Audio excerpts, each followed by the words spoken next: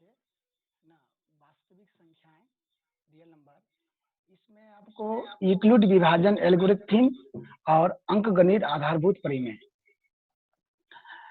Fundamental theorem of arithmetic, ये दो चीज आपको इस रियल नंबर चैप्टर में जानना है। तो अभी तो हम यूक्लिड विभाजन एल्गोरिथम के बारे में डिस्कस नहीं करेंगे, अभी डिस्कस करेंगे हम अंकगणित का आधारभूत परिमेय। मैंने अंकगणित का आधारभूत परिमेय क्या है इसके बारे में डिस्कस करेंगे। तो चलते हैं बिना टाइम को बर्बाद किए।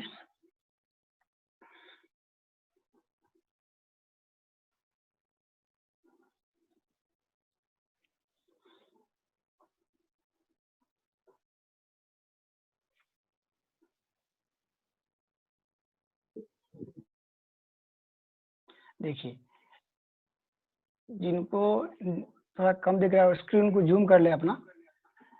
देखिए, अंकगणित का आधारभूत परिमेय, फंडामेंटल थ्योरम ऑफ अर्थमेटिक, ठीक है। तो इस परिमेय का कथन देने से पहले हम एक उदाहरण को देखते हैं। क्या उदाहरण है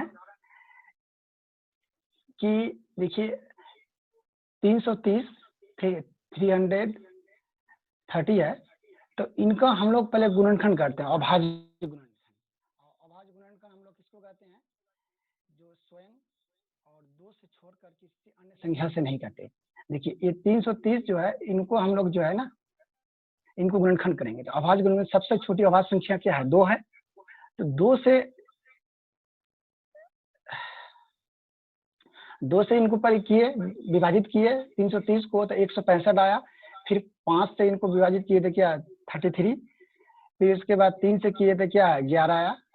ठीक है, तो ये इसका अभाज्य गुणनखंड हुआ।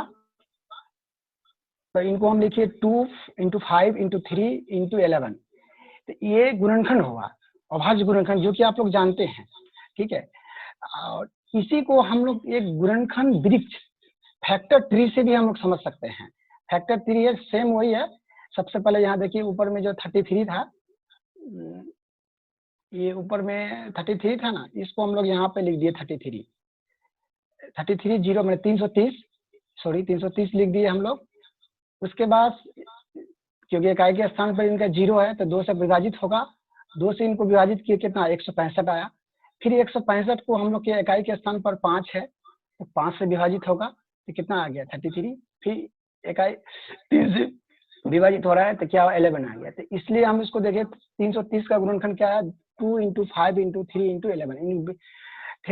फैक्टर ट्री से भी हम इस तरह से देख सकते हैं। ठीक है, तो अब उदाहरण 1 में देखिए, ये उदाहरण 1 था।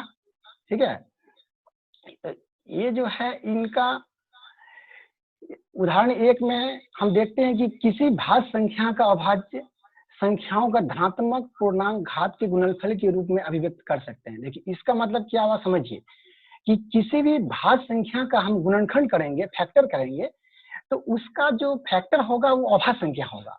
जैसे 330 को हम लोग जो गुणनखंड किए, देखिए 2 अभाज्य संख्या है, देखिए ये 5 जो है ये अभाज्य संख्या है, 3 अभाज्य संख्या है, और 11 भी क्या है? अभाज्य संख्या है। लेकिन ये 330 क्या है? भाज्य संख्या है। यही बात यहाँ पे लिखा हुआ है कि कोई भी भाज्य संख्या है उसका फैक्टर कीजिएगा, यानी गुणनखंड कीजिएगा, तो वो क्या होगा? अभाज्य संख्या होगा, और इसका घात सब धनात्मक होगा। देखिए सबका इसे पावर तो 1 है। चलिए ये हुआ, यही से हम शॉर्ट में इसको समझ सकते हैं कि कोई भी भाज्य संख्या का अगर हम फैक्टर करेंगे, उसका गुणनखंड सब, माने उसका फैक्टर सब अभाज्य होगा, कोई भाज्य संख्या का। इनको आप लोग समझ गए होंगे।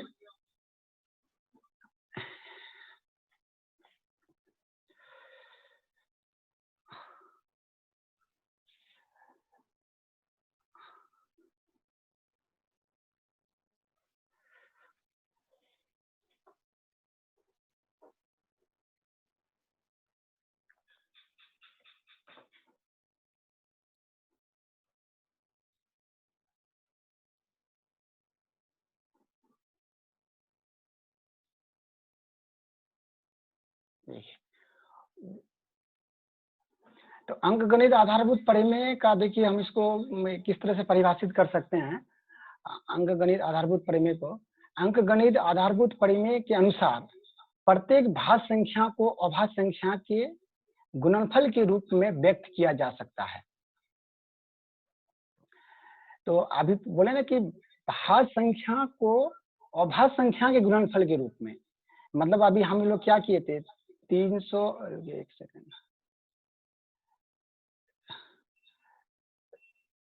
330 था, ठीक है, इनका हम लोग किए थे, तो क्या आया था, इसका खंड किए थे हम लोग का 2 आया था, उसके बाद 5 आया था, उसके बाद 3 आया था, उसके बाद 11 आया था, ठीक है। तो ये यहाँ देखिए 330 पिछले पिछले पेज में हम पढ़ा है कि प्रत्येक भाज्य संख्या 330 क्या अभाज्य संख्या है, इसका अभाज्य संख्या का एक गुणनफल का, देखिए ये सारे 2, 5, 3 और 11 सारे क्या है, अभाज्य है। देखिए यहाँ समझिए कि प्रत्येक भाज्य संख्या, भाज्य 330 क्या अभाज्य हो गया, को अभाज्य संख्याओं के गुणनफल, देखिए ये जो है 2, 5, 3 ये हो गया, व्यक्त किया जा सकता है। यह गुणनखंड अभाज्य गुणनखंड के आने वाले, ठीक है, क्रम के बिना अद्वितीय होता है। क्रम के क्या है, देखिए हम लोग यहाँ समझेंगे कि गुणनखंड अद्वितीय, यहाँ देखिए लिखा हुआ था ना कि गुणनखंड और अद्वितीय, ये दो बात को समझते हैं। यहाँ देखिए अद्वितीय और गुणनखंड, यहाँ देखिए तो गुणनखंड अद्वितीय, देखिए यहाँ है ना, फिर गुणनखंड अद्वितीय का प्लेन को हम क्लियर कर देते हैं। कहाँ से होगा, क्लियर कहाँ से होगा,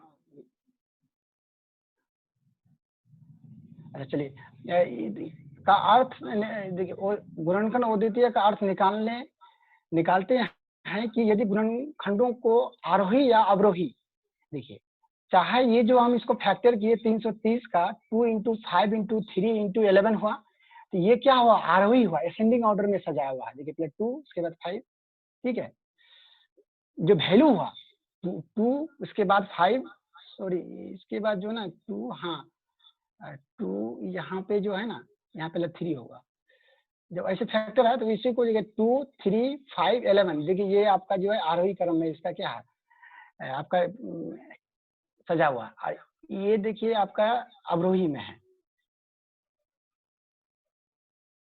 देखिए ये जो आपका क्या है, अवरोही में, तो चाहे इसको आरोही में सजाइए या अवरोही में सजाइए, इसका जो गुणनखंड जो है समान होगा, यही आपका गुणनखंड अद्वितीय है, इसका अर्थ यही हुआ, ठीक है।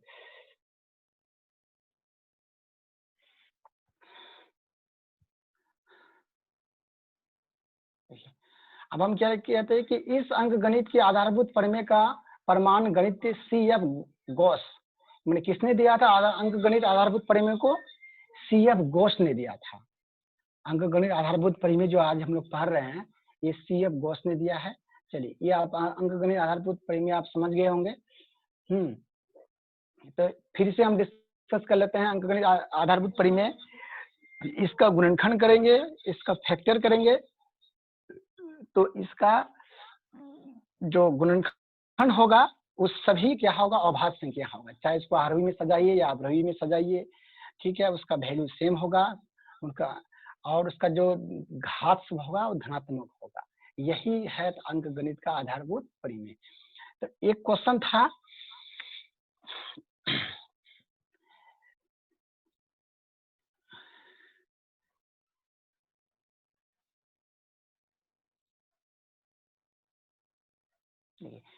एक क्वेश्चन क्या है कि देखिए क्वेश्चन देखिए, जांच कीजिए कि किसी प्राकृतिक संख्या के लिए संख्या 6n का अंक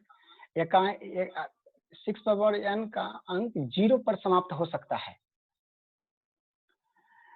तो 6n, यहाँ n का मान हम कुछ भी दे सकते हैं, मान लीजिए n का मान अगर हम दे देते हैं कि 2 दे देते हैं, ठीक, n का मान 2 दे देंगे तो 6 पावर 2 हो गया, तो कितना हो गया 36, देखिए इकाई के स्थान पे 0 समाप्त, यहाँ जो इकाई के स्थान पर कौन क्या है 6 है, तो 0 पे समाप्त हुआ नहीं हुआ। ये क्वेश्चन आपको जांच करके दिखाने बोलता है कि दिखाइए कि 0 पे समाप्त होगा कि नहीं होगा। तो इस क्वेश्चन को समझने से पहले थोड़ा सा थ्योरी पे हम लोग चलते हैं, थोड़ा बैक चलते हैं।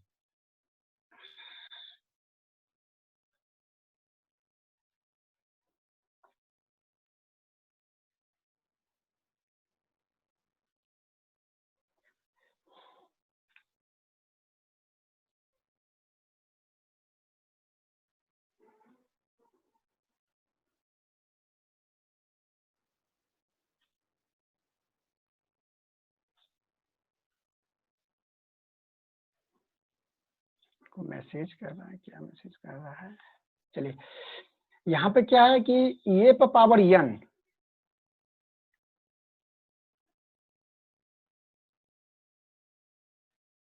देखिए ये पर पावर n, यहाँ पे ये कोई संख्या ले लीजिए, मान लीजिए 3 या 4 जो भी लेना है, यही मान लीजिए 6 जैसे वो क्वेश्चन था ना 6 पर पावर n, तो यहाँ 6 ले लेते हैं ये पर, जैसे यहाँ देखे ना ये जो है, ठीक है। तो यहाँ जो ये लिखा हुआ मान लीजिए कि यहाँ पे हम 6 ले लेते हैं और यहाँ पे 6 पावर n, जो क्वेश्चन वो था, तो 6 पावर n ये पर पावर n, ये जो क्वेश्चन है ये पर पावर n, जहाँ देखिए ये और n, ये जो आपको चिन्ह देख रहा है ना, देखिए ये चिन्ह जो है इसको एलिमेंट कहते हैं। आगे इसका विस्तार पूर्वेगा जब आप इंटर में साइंस लीजिएगा। एलिमेंट इसको अवयव कहते हैं हिंदी में। तो ये और n अवयव है। देखिए ये जो n है ये नेचुरल है, ये दोनों का जो वैल्यू होगा इसके अंडर में होगा, मतलब ये बॉस हुआ, n है n बॉस हुआ। अगर यहाँ पे n का प्राकृतिक संख्या नेचुरल संख्या है, प्राकृतिक संख्या, तो आपका 1 से स्टार्ट होता है। यहाँ कुछ भी 1 से स्टार्ट होगा, कोई भी मान तो कहते हैं इसके अंदर ही होगा। यहाँ पे चाहे 4 ले या 5 ले या 10 ले, तो इसके अंदर में ही होगा ये, ठीक है। तो यही इसका अर्थ हुआ कि रूप में किसी संख्या के इकाई के स्थान का अंक 0 होगा यदि संख्या के अविभाज्य गुणनखंड में 2 और 5 के धनात्मक घात वर्तमान हो। इनको ऐसे समझते हैं हम कि कोई भी संख्या जो है, जैसे कि संख्या का इकाई के स्थान पर उनका 0 तभी होगा जब उसका अभाज्य गुणनखंड, ठीक है, उसका अभाज्य गुणनखंड 2 और 5 होगा, 2 और 5, ठीक है। संख्या का इकाई के स्थान पर 0 पे समाप्त होगा, इकाई के स्थान पर 0 अंक होगा जब, कब होगा, जब उसका गुणनखंड सब, वो संख्या का गुणनखंड सब 2 और 5 होगा। जैसे देखिए मान लीजिए हम कि यहाँ पे लेते हैं 10 उदाहरण पे, ठीक, 10 को लेते हैं तो 10 का फैक्टर कीजिएगा तो 2 और क्या होगा 5 होगा, देखिए, ठीक है। तो यही कहते थे इसका इकाई के स्थान पर क्या है 0 है। देखिए यहाँ पे इकाई दाई है ना, इकाई के स्थान पर 0 है तो इसका अभाज्य गुणनखंड से क्या 2 और 5 आया। देखिए आते हैं नीचे पे हम लोग, फिर संख्या के अभाज्य गुणनखंड 2 और क्या होगा 5 होगा, इकाई के 0 होने के लिए। अब मान लीजिए कि यहाँ क्या ये पर पावर n है ना, मान लीजिए कि ये की जगह हम लेते हैं, ये जो है ये पर पावर n जो है, ये की जगह मान लीजिए हम यहाँ लेते हैं 10, ठीक, और n है तो मान लीजिए कि n ले लेते हैं संख्या 2, ठीक है। तो 10 का स्क्वायर कितना हो गया 100, ठीक। तो 100 होना तो देखिए इकाई के स्थान पर क्या है 0। अब इसका फैक्टर कीजिएगा ना तो सब कुछ जानते हैं इसका फैक्टर क्या होगा 2 × 2 × 5 × 5। देखिए इसका गुणनखंड से केवल क्या आ रहा है 2 और 5 आ रहा है। तो कोई भी संख्या जो उसका जो है क्या कि इकाई के स्थान पर तभी 0 होगा जब उसका फैक्टर से 2 और 5 होगा। तो ये आपका थ्योरी हो गया। और एक ये नीचे वाला हम दूसरे दिन बताएंगे, पहले ये जो समझे इसी का मैथ हम लोग समझते हैं, ठीक है।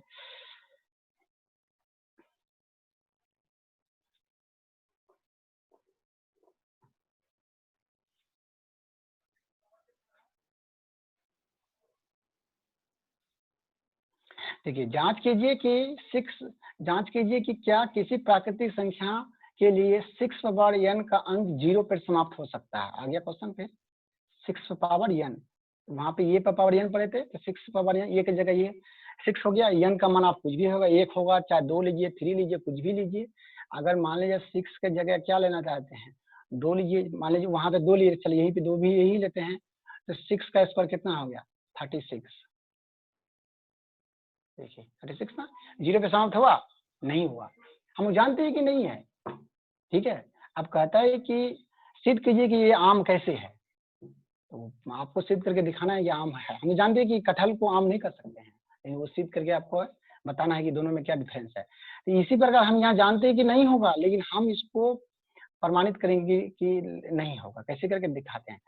देखिए यदि संभव हो तो हम मान लेते हैं कि जैसे जानते हैं कि 6 पावर 0 पर समाप्त नहीं होगा, लेकिन हम मान लेते हैं कि हाँ ठीक है हो सकता है भाई, चलिए आपको आप कह रहे हैं कि हो सकता है तो हम मान लें ठीक है हो सकता है। यदि संभव हो तो माना कि 6 पावर n 0 पर समाप्त हो सकता है, ठीक।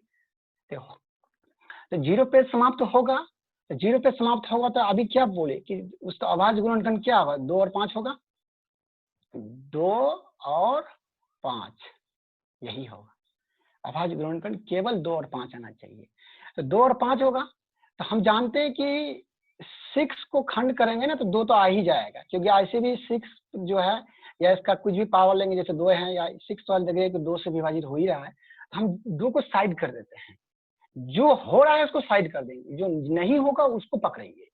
तो 2 तो यहाँ विभाजित हो रहा है, उनको हम साइड कर दिए। अब आए 5 पे आइए, तो हम जानते हैं कि 5 से विभाजित नहीं होगा, लेकिन बट हम कहते हैं कि जब यहाँ 0 पे समाप्त, यहाँ जब 0 पे समाप्त हो सकता है, तो हम यहाँ भी मान लेते हैं, मान ले कहते हैं कि कौवा मेरा कान लेके चले गया, ठीक है, लेके चले गया, तो हम कहते हैं कि यहाँ लेके गया, ठीक है, 0 पे समाप्त हो सकता है, तो यहाँ लिख देंगे, तो 0 पे समाप्त होगा तो ये 6 पावर n 5 से विभाजित होगा। हम जानते हैं कि 5 से नहीं होगा, लेकिन जब यहाँ हो सकता है तो यहाँ भी होगा, अतः 6 पावर n 5 से क्या होगा, विभाजित होगा।